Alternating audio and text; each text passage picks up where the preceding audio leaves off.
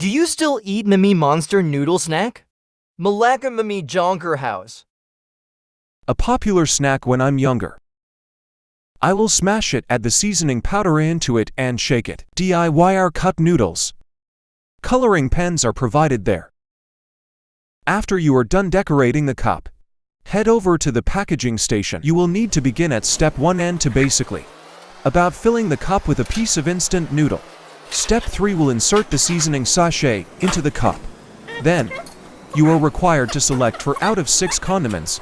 Choose from dehydrated chili, cabbage, chives, corn, carrots and green peas. Therefore your custom-made cup noodles into sealing C. Cup noodle came out of the shrinking machine. Let to cool before collection. An expiry date was stamped on the cup. Thank you. I noticed that it has shorter shelf life compared to those we bought from supermarket. Collected our limited edition cup noodles.